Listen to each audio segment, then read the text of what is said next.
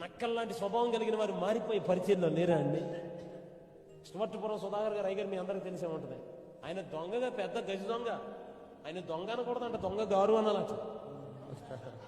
అంత పెద్ద దొంగ ఆయన. ఎవరు వెళ్ళాడినా మారలా, ఎవరు వెళ్ళినా మారలా. ఓ తల్లిగారు 80 సంవత్సరాల వయసులో చిన్న సువార్త చెప్తే ఇక్కడే విజయనగరం దగ్గర ఏదో బ్యాంకుకి డ్యూటీ చేయటానికి వెళ్తాడట. ఆ తల్లిగారు ఆ రోజు వాక్యం చెప్తుంటే అమ్మాయి దారిలో శిష్యుల హృదయాలు మండినట్లుగా ఆ రోజు ఆ దొంగ హృదయాన్ని దేవుడు మండించాడు. జీవితాన్ని మార్చేసుకున్నాడు, వచ్చేసాడు, బాప్తిసం పొందాడు, ఊరెళ్ళాడు. ఆ ఒక్క దైవజనుడు పరిచర్య దొంగల గుహ అని పేరు పొందుకున్న స్టువర్ట్పురాన్ని ఈరోజు సువార్తపురంగా మార్చుకున్నాడు. ఎన్ని అద్భుతమైన పాటలు రాశాడండి బాబు. యేసయ్యా నీ నామగానం నే పాడెద జీవితాంతం.